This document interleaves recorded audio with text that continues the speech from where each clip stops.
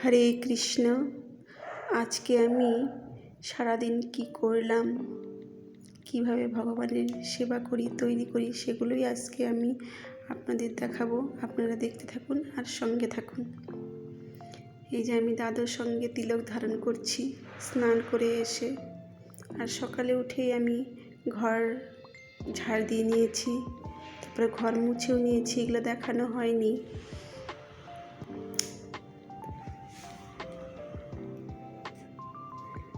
তারপর আমি ভোগের ঘরটা মুছলাম। এই যে মুছে নিচ্ছি। আর ভোগের বাসন ছিল সেগুলোই আমি মাজছি। আজকে আমাদের কাজের লোকটা আসেনি, এই জন্য আমাকেই মাজতে হলো। তারপরে যে দেখুন, আমি ঝটপট স্নান সেরে দাদার সঙ্গে তিলক ধারণ করে ভোগ রান্নার জন্য আসছি। সকালে ভগবানকে কি ভোগ লাগাবো সেগুলোই আপনাদের সাথে শেয়ার করব। এই যে আমি রান্না বসিয়েও দিয়েছি। এক পাশে অন্ন আর এক পাশে মুগের ডাল। মুগের ডালটাকে আমি ভালো করে ভেজে নিব, অল্প লাল লাল করে ভাজবো। কেননা কাঁচা থাকলে সেটা ভাল লাগে না, একটু লাল লাল করে ভাজলে সেটা ভাল লাগে। এই যে আমি ডালটা ভাজা করছি। এই যে ভাজা হয়ে গেছে। এখন আমি ডালটাকে ধুয়ে দিব, কেননা সব কিছুই ভগবানকে ধুয়ে ভোগ লাগাতে হয়। এই যে আমি ডালটাকে ধুয়ে নিচ্ছি ভালো করে।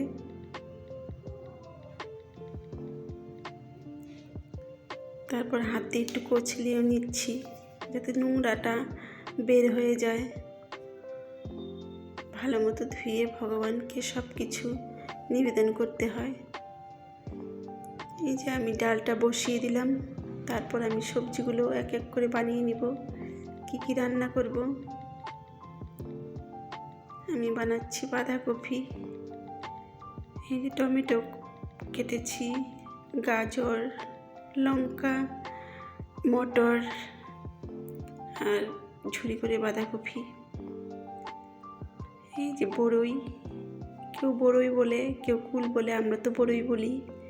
এগুলো দিয়ে আমি চাটনি করব। সব কিছু রেডি করে দিচ্ছি। এই যে আমার অন্ন প্রায় হওয়ার মধ্যেই এটাকে আমি জল ঝরিয়ে দিতে নিব।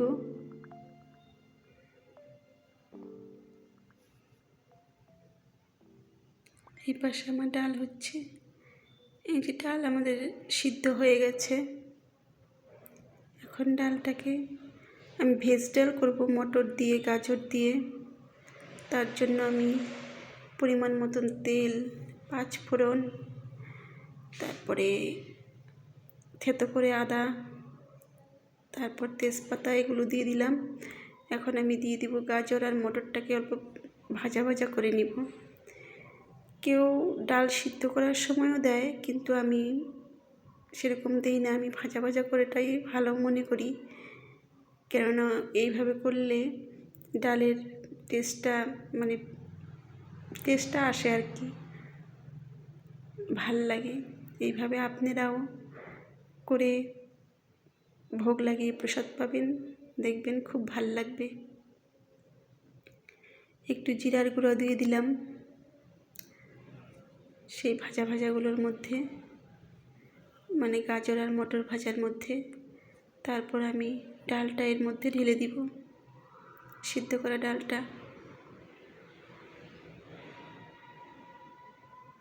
এই যে এইভাবে আমি ডালটা রান্না করি, আপনারাও এইভাবে রান্না করবেন।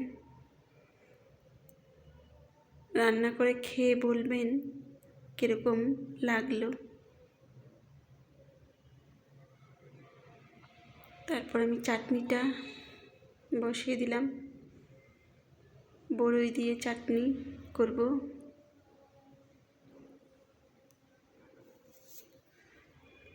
সকালে ভীষণ তাড়া থাকে ভোগ রান্নার, তার জন্য সকালে সেরকম পদও বানানো যায় না। এই যে আমি চাটনিটা করে নিয়েছি প্রায় হওয়ার মধ্যেই। প্রভুজি বলছে, চাটনি কী দিয়ে করছো? আমি বলছি গুড়। আবার উঠিয়ে দেখিয়েও দিলাম যে গুড়, কেননা আমার প্রভুজি চিনি খেতে চায় না, সে সব আইটেমে শুধু গুড়। তারপর এখন আমার চাটনি হয়ে গেছে, এখন আমি বাঁধাকপিটা ভাজা ভাজা করে নিব মটর দিয়ে। এই পরিমাণ মতন তেল দিলাম আর ফোড়নে কালো জিরা দিব। এইভাবে আপনারা কালো জিরা ফোড়ন দিয়ে বাঁধাকপি ভাজাও রান্না করে খেয়ে দেখবেন, খুব ভাল লাগবে। যে বাঁধাকপিগুলো দিয়ে দিচ্ছি।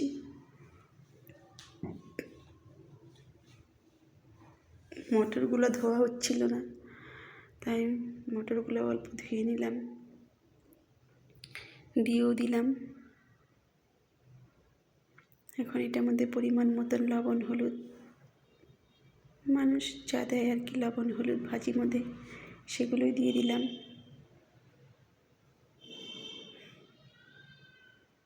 তারপর একটু নাড়াচাড়া করে ঢেকে দিয়ে দিব।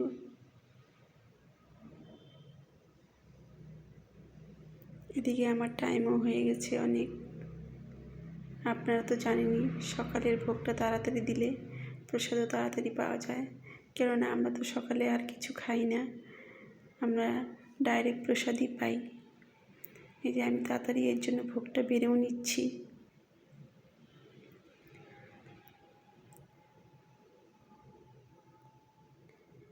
এই যে আলু সিদ্ধ দিয়ে দিলাম, তারপরে 2 টুকরো লেবু, তারপরে আমার ভেজ ডাল। ভগবানের থালা তৈরি করতে মজাই আলাদা, অনেক পদ হলে ভালো হয়, আরও ভাল লাগে, কিন্তু সকাল সকাল ভগবানকে আপাতত এটুকুই। তারপর আমি ভাজা করা বাঁধাকপিগুলো দিয়ে দিব।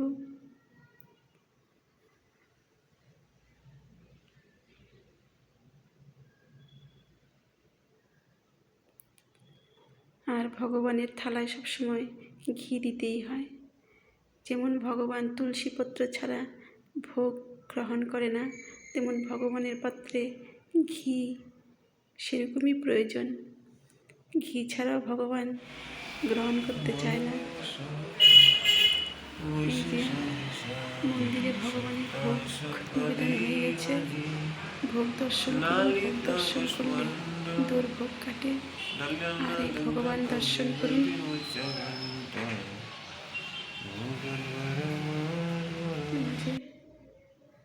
আর এই যে আমরা এখন প্রসাদ পাওয়া হয়ে গেছে আমাদের, আমরা এখন যে আমার মেয়ে আর আমি মন্দিরের সামনে বসে রুদ্রতা পাচ্ছি। এখানে খুব সুন্দর রুদ্র আসে,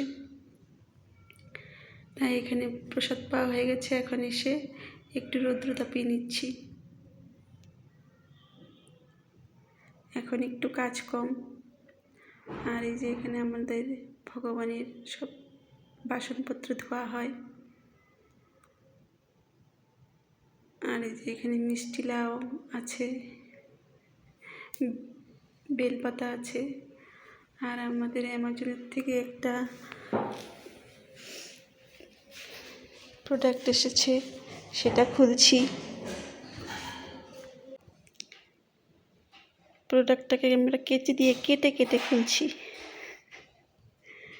দেখার জন্য খুব আগ্রহী আমরা। এই যে এটা প্রোটিন পাউডার,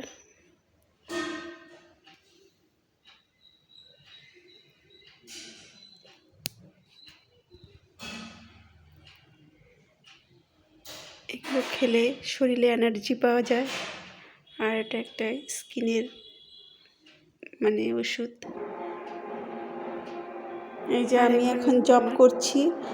আজকে এই পর্যন্তই। আপনাদের কেমন লাগলো এই ব্লগটি আপনারা কমেন্টে জানাবেন, শেয়ার করবেন। হরে কৃষ্ণ।